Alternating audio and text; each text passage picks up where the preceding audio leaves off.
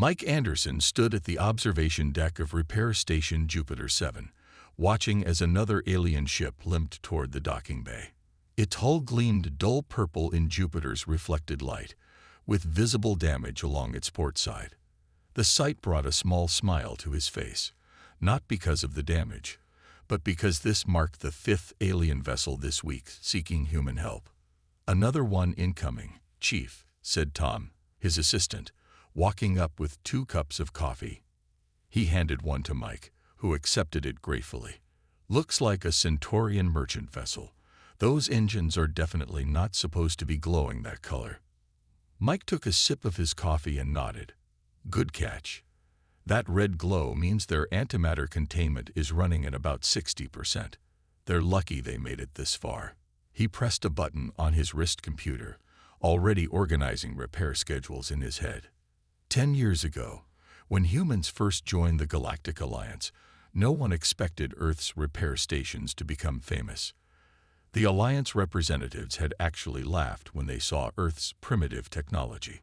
Their ships were self-repairing, their computers could rebuild themselves, and their machines were supposed to be perfect. The key word was supposed to be. What the aliens didn't understand was that humanity had spent centuries learning how to fix things that break. While other species focused on building perfect machines, humans had mastered the art of repair through necessity. They knew how to work with limited tools, how to improvise solutions, and most importantly, how to think outside the box. "Bay 4 is clear," Tom reported, checking his tablet. "I'll have the night crew prep the diagnostic equipment." Mike shook his head. "Tell them to prep Bay 3 instead. It has the older equipment." Tom looked confused. "But Bay 4 has the new Alliance standard repair systems.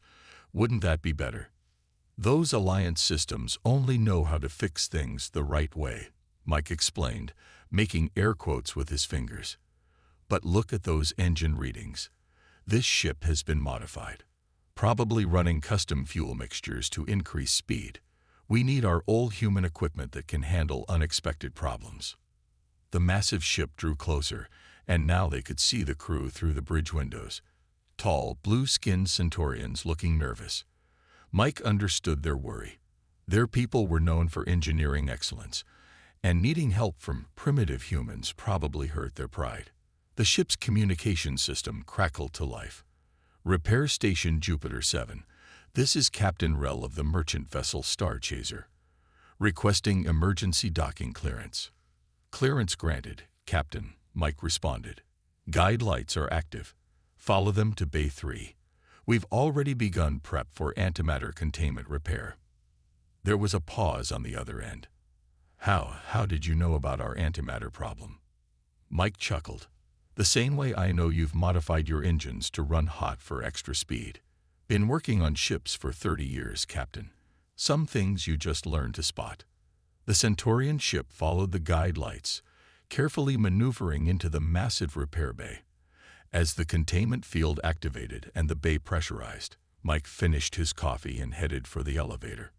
"Get the basic toolkit ready," he told Tom, "and grab some of that high-temp sealant we developed last month."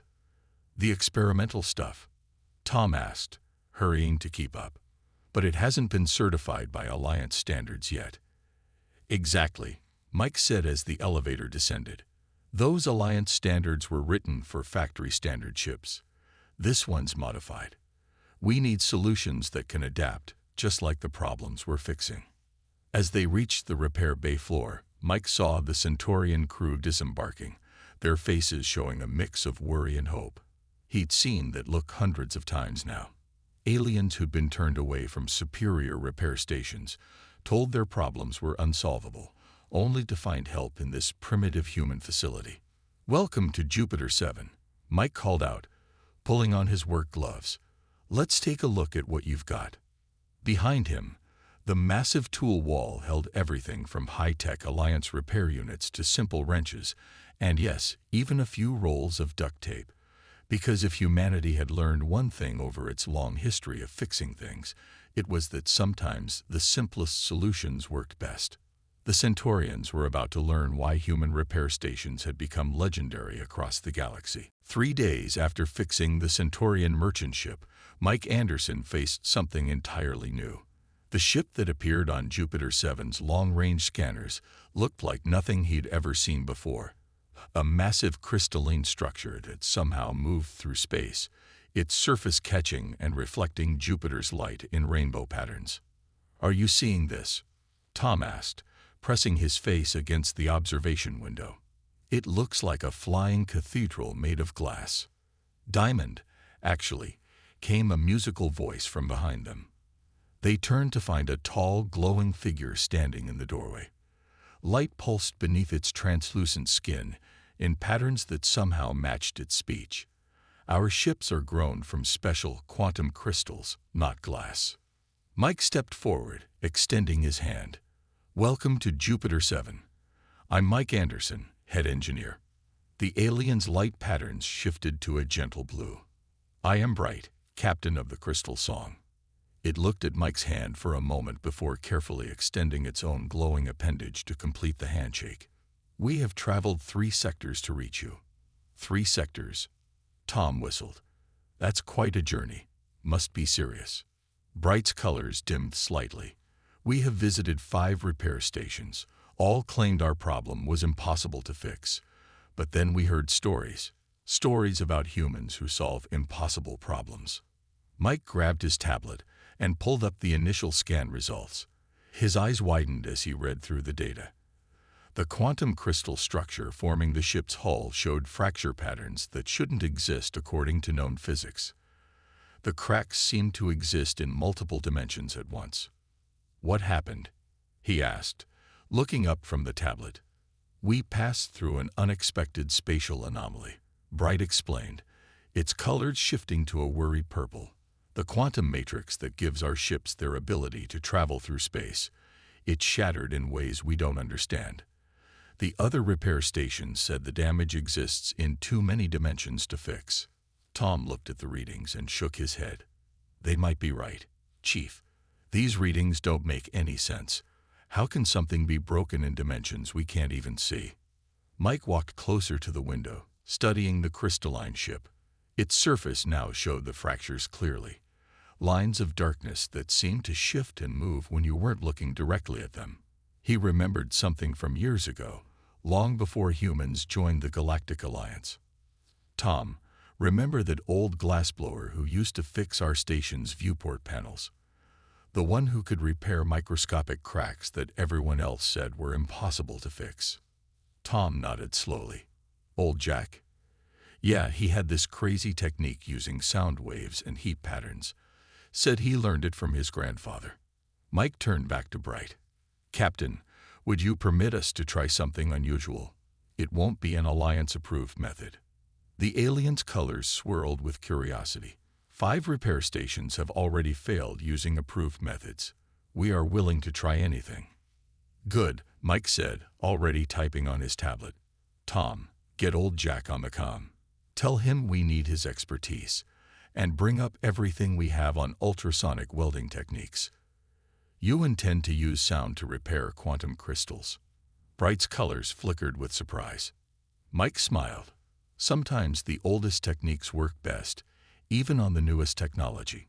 We'll need to modify the process, combine it with some modern tools, but the basic principle is the same: understanding how materials want to fit together." As Tom hurried off to make calls and gather equipment, Mike turned back to the window. The crystalline ship hung there like a broken dream, its fractures a puzzle that 5 advanced alien species had declared impossible to solve. But humans had been fixing impossible things since they first picked up tools. They didn't succeed by following manuals or accepting limitations.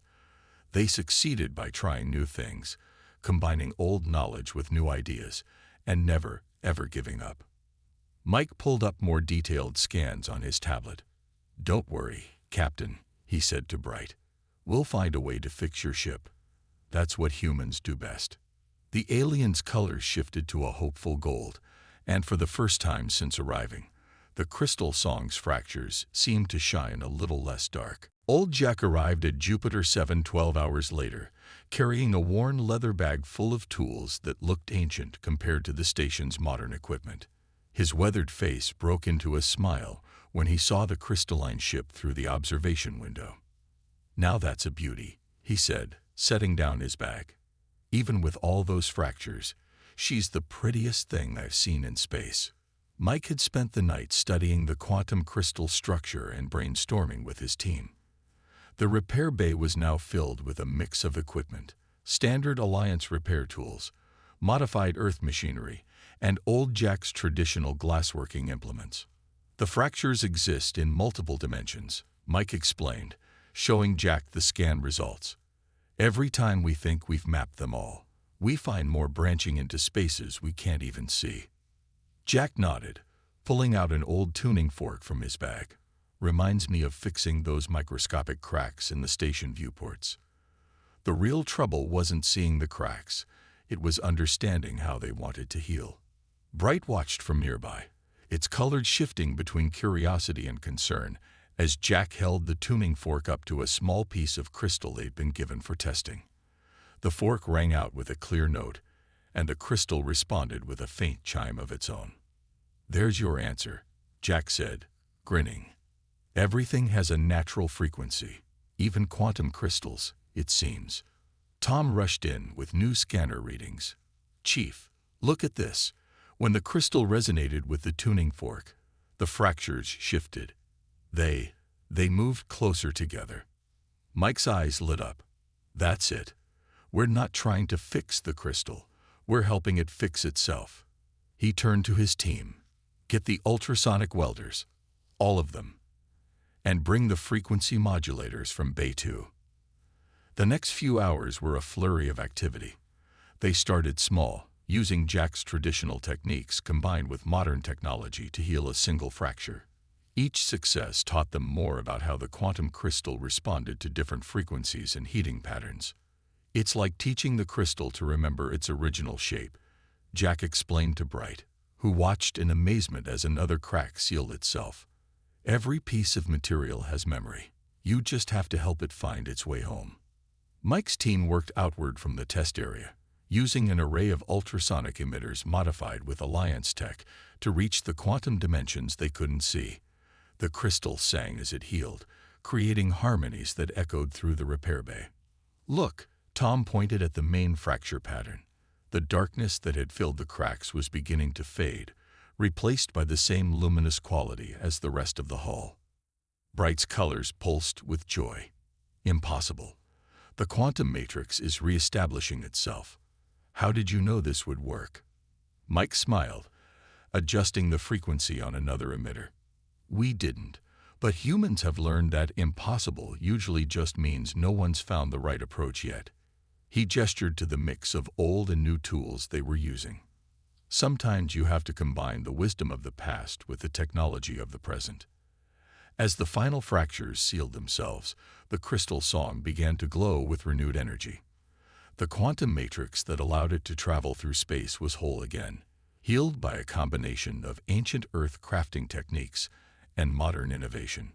Old Jack packed up his tools, patting the crystal hull gently. She just needed someone to listen to her song and help her remember her shape. Bright's colors had shifted to a brilliant gold. 5 advanced repair stations said this could not be done. Yet you succeeded using techniques that most would consider primitive. "That's the thing about humans," Mike said, watching his team begin cleanup procedures. "We don't let ourselves be limited by what's supposed to be possible. We take what we know, what we've learned through generations of fixing things, and we find a way to make it work." The crystal song hung in the repair bay, its hull now perfect and whole, a testament to human ingenuity and the power of combining old wisdom with new ideas. It was more than just a repair. It was proof that sometimes the most advanced problems could be solved with the simplest understanding of how things want to work. And somewhere in the station's systems, Mike made sure to save all their findings. After all, the next impossible repair was probably already on its way to Jupiter 7. 2 weeks after repairing the crystal song, Jupiter 7 repair station had more ships waiting for repairs than ever before. Mike Anderson stood at his usual spot on the observation deck, watching 5 different alien vessels hovering near the station's docking bays. "They're calling us the Miracle Mechanics now," Tom said, bringing their morning coffee. He pointed to a holographic news feed floating nearby, showing images of the Crystal Song's repair. The stories spreading through every major trade route in the galaxy. Mike took a sip of his coffee and shook his head. No miracles here, just good old-fashioned human problem-solving. The station's communication system crackled to life. "Jupiter 7. This is Transport Vessel Golden Path. Our gravity drive has completely failed. 3 Alliance stations said it needs full replacement, but we heard you might have alternative solutions." "Copy that, Golden Path," Mike responded. "Proceed to Bay 2. Let's take a look before making any decisions about replacement." Tom checked his tablet. "That's the 3rd gravity drive this week. The Alliance repair manual says they can't be fixed once they fail. The manual also said quantum crystal fractures couldn't be fixed," Mike reminded him. "Speaking of which, how's Bay 5 coming along?" They walked to the other side of the observation deck, where they could see a massive insectoid ship being worked on. The repair team had discovered that its biomechanical systems responded well to Earth acupuncture techniques combined with electrical stimulation, another impossible repair that was working just fine. "Chief," called Lisa from the communication station, "we just got a priority message from Galactic Alliance headquarters. They want to send a team to observe our repair methods." Mike smiled. Just a year ago, the Alliance had dismissed human repair techniques as primitive and unreliable. Now they wanted to learn. "Tell them they're welcome to come, but they'll have to be ready to get their hands dirty." The station shuddered slightly as another ship docked. Through the window, Mike could see it was an ancient mining vessel, its hull patched with materials from a dozen different worlds. These were his favorite kinds of repairs, ships that had been kept running through creativity and determination. "Did you see the latest statistics?" Tom asked, showing Mike his tablet. "Our success rate with unrepairable cases is 94%. The next best station in the galaxy is at 46%. "It's not about the numbers," Mike said, watching his team's work in the various repair bays. In Bay 1, they were fixing a quantum computer using modified Earth circuit building techniques. In Bay 3, they were repairing a plasma conduit with a combination of high-tech tools and carefully applied heat treatment methods learned from ancient sword makers. A small transport pod arrived, carrying Old Jack and 3 other Earth craftsmen who had been called in to help with specialized repairs. They'd brought with them centuries of human knowledge about fixing things. Knowledge that was proving invaluable even with the most advanced alien technology. "Jupiter 7, requesting emergency docking clearance." A new voice came through the comm system. "We have a critical failure in our dimensional phase array." "Another impossible case?" Tom asked, already checking the bay availability. Mike grinned. "No such thing as impossible, just problems we haven't solved yet." He pressed the comm button. "Clearance granted. Follow the guide lights to Bay 4. The observation deck was getting crowded now, with aliens from various ships gathering to watch the humans work. They whispered among themselves, pointing at the repair bays where unrepairable ships were being fixed with techniques that combined the best of human ingenuity and alien technology. "You know what the best part is," Mike said to Tom, finishing his coffee. "Every repair teaches us something new.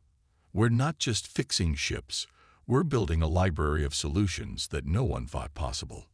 The station's repair log was growing daily, filled with cases that proved what humans had known all along. With enough creativity, determination, and willingness to try new things, almost anything could be fixed.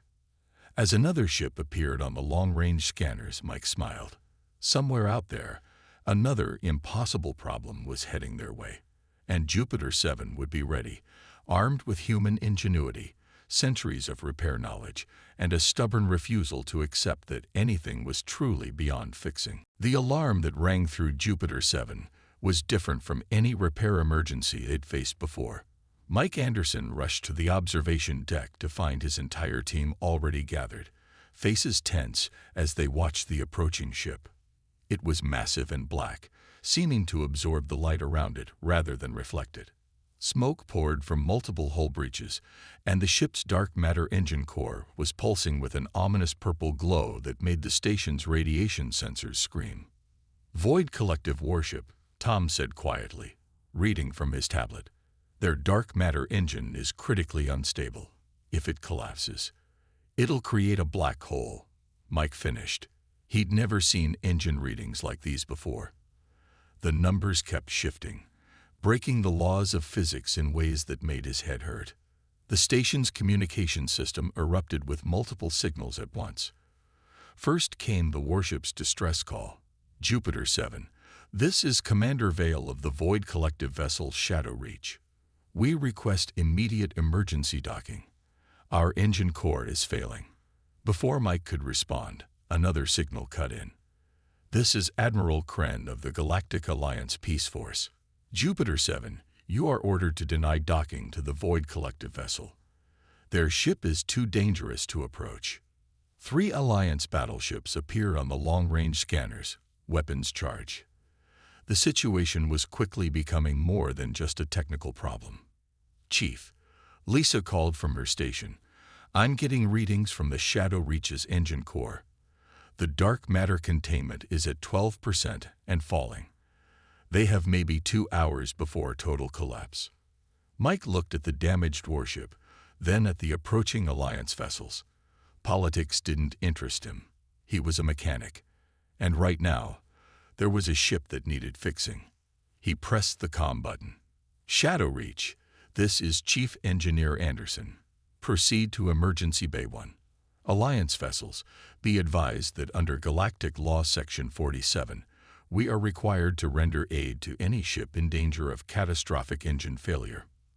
Jupiter 7, you will stand down." Admiral Kren's voice thundered through the speakers. "That ship's engine technology is classified.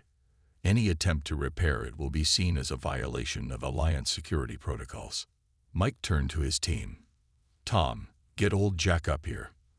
Lisa, pull everything we have on dark matter containment. And somebody wake up Dr. Wells in the physics lab. We're going to need her expertise on this one." The Shadow Reach limped toward the emergency bay, its massive black hull now close enough to see the crew evacuation pods launching from its sides. Whatever had happened to the ship, it was bad enough that even its own crew was abandoning it. "Chief," Tom said, looking worried, "the Alliance is right about one thing. We've never worked on a dark matter engine before. The technology is completely classified." Mike watched as the station's automated systems guided the damaged warship into the emergency bay. "Maybe we haven't worked on dark matter engines specifically, but we fixed plenty of containment systems. Physics is physics, no matter what you're trying to contain." The emergency bay's doors sealed shut just as old Jack arrived, followed by Dr. Wells with her arms full of quantum physics books and tablets. The Alliance battleships took up position around the station, their weapons still charged. "Listen up," Mike addressed his gathered team. "We've got a ship about to create a black hole, angry Alliance officials, and technology we've never seen before. In other words, it's just another day at Jupiter 7. A few nervous laughs broke the tension. They'd faced impossible repairs before. This one was just more impossible than usual. "Tom, start evacuation procedures for non-essential personnel. Everyone else, we've got less than 2 hours to figure out how to stabilize a dark matter engine that shouldn't exist using tools that weren't designed for it." Mike looked through the bay window at the dark ship, its engine core pulsing like a dying heart. They had one chance to prevent a disaster, and the whole galaxy was watching to see if human ingenuity could pull off another miracle. "Let's get to work," he said. "We've got a black hole to prevent." Time was running out on Jupiter 7. The dark matter engine of the Shadow Reach pulsed with increasingly unstable energy, while the station's sensors showed containment dropping below 8%. Through the emergency bay window, Mike Anderson and his team studied the massive black ship. "Look at this," Dr. Wells said, pointing to her quantum readings. The dark matter isn't just leaking. It's resonating at frequencies that shouldn't be possible. It's like it's trying to fold space in on itself. Old Jack stood nearby, holding up one of his tuning forks. Reminds me of that crystalline ship we fixed. Everything has a natural frequency, even dark matter, I bet. Mike's eyes lit up. That's it. He turned to Tom. Get the mining equipment from Bay 3. The sonic drills we use for breaking up asteroids. The mining equipment. Admiral Kren's voice crackled through the comm system. Have you lost your mind, Anderson? This is classified military technology you're dealing with. With all due respect, Admiral, Mike replied, watching his team rush to gather equipment. Right now, it's a containment problem. And humans know containment. He turned to Dr. Wells. Can you modify the mining drills to match the dark matter's resonance frequency? The physicist was already working on calculations. If we reversed the polarity and tuned them to the quantum harmonics, yes, we could create a containment field using sound waves. The next hour was a blur of activity. They mounted modified sonic drills around the engine core, while old Jack used his traditional techniques to find the exact frequencies they needed. Lisa reprogrammed the drill's control systems, using Earth mining software in ways its creators never imagined. Containment at 4%, Tom reported. We've got maybe 20 minutes before collapse. Mike studied the engine core through the reinforced window. The purple glow had turned almost black, with tendrils of dark energy reaching out like hungry fingers. They had one chance to get this right. Dr. Wells, start the sonic field, he ordered. Jack, be ready with those frequency adjustments. Tom, reroute all available power to the containment systems. The modified mining drills hummed to life. Waves of invisible energy pulsed through the emergency bay, making the air itself vibrate. The dark matter responded, its chaotic tendrils starting to pull back into the core. It's working, Lisa shouted. Containment rising. 5%. 6%. But then the engine core pulsed violently, sending out a wave of dark energy that made the station's lights flicker. The containment numbers started dropping again. We need more power, Dr. Wells called out.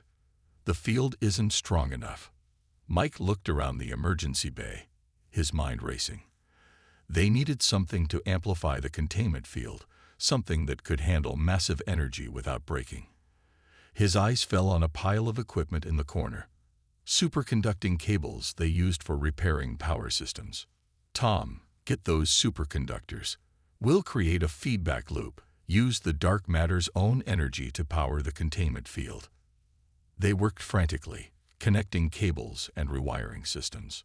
Old Jack adjusted frequencies while Dr. Wells recalculated power distributions. The engine core grew darker and darker, but the containment numbers finally started to rise. 10%, 15%, 20%. Lisa called out the readings. The resonance field is stabilizing the dark matter. Through the window, they could see the purple glow returning to the engine core. The hungry tendrils of dark energy pulled back completely, contained by a combination of mining technology, physics knowledge, and human determination. Containment holding at 60%, Tom reported. It's not perfect, but it's stable. Mike pressed the comm button. Admiral, the dark matter engine is contained. We've bought you enough time to get a proper Alliance repair crew here to fix it permanently. There was a long silence before Admiral Kren responded. How? How did you do it? Mike looked at his team. The physicist with her quantum calculations, the old craftsman with his tuning forks, the engineers with their repurposed mining equipment. They had faced the impossible and found a solution using nothing but human ingenuity and whatever tools they had on hand. We did it the human way, Admiral, he said simply. We fixed it. 6 months after the dark matter incident, Jupiter 7 had changed. The repair station had doubled in size, with new bays specifically designed for teaching alien engineers. Mike Anderson stood at his usual observation spot, but now he wasn't alone. Beside him stood representatives from 12 different alien species, all watching the repair work below. Notice how they're combining the Alliance plasma torch with earth welding techniques, Mike explained to his students. Sometimes the old ways work better than the new ones. Sometimes you need both. In Bay 2, old Jack was teaching a group of crystalline beings similar to Bright how to use sound frequencies to repair quantum structures. His ancient tuning forks sat next to their advanced scanning equipment, a perfect symbol of how human and alien technology could work together. "Chief," Tom called out, hurrying over with his tablet. "You're going to want to see this. The Galactic Alliance just released their new repair protocols." Mike took the tablet and smiled as he read. After centuries of believing that broken meant unrepairable, the Alliance had finally changed their approach. The new protocols emphasized creative problem-solving, adaptation of existing techniques, and most importantly, the willingness to try unconventional solutions. "They're calling it the human approach to repairs," Tom said proudly. Down in Bay 4, Dr. Wells was working with Alliance scientists to develop new theories about dark matter containment based on the mining equipment solution they'd created. What had started as a desperate gamble had turned into a whole new field of physics. "Message from the Void Collective. Chief," Lisa called from her station. "They're asking if we can train their engineering teams too. Seems they were impressed by how we handled their engine crisis." Mike watched as another ship docked at the station. It was a simple cargo vessel this time, nothing as dramatic as a failing dark matter engine. But to him, every repair was important. Every broken machine was a puzzle waiting to be solved. "You know what the best part is?" old Jack said, joining Mike at the window after finishing his lesson. "These young aliens, they're starting to understand. It's not about having the fanciest tools or the most advanced technology. It's about understanding how things work, how they break, and how they can be fixed." The observation deck had become a meeting place for engineers from across the galaxy. They shared stories, compared techniques, and learned from each other. On one wall hung a piece of the Crystal Song's hull, next to a section of the Shadow Reach's dark matter containment chamber, reminders of the impossible repairs that had changed how the galaxy viewed human engineering. "Jupiter 7, a new voice came through the comm system. This is the research vessel Mind's Edge. Our quantum computer has developed errors that our systems can't identify. We heard you might be able to help." "Another impossible case?" Tom asked with a grin. Mike smiled and pressed the comm button. "Copy that. Mind's Edge. Proceed to Bay 1. We'll take a look." He turned to his alien students. "Who wants to help with this one? Remember what we learned. Every problem is an opportunity to learn something new." The various beings rushed forward eagerly, their earlier skepticism about primitive human methods long forgotten. They had seen enough to know that sometimes the simplest solutions were the best ones.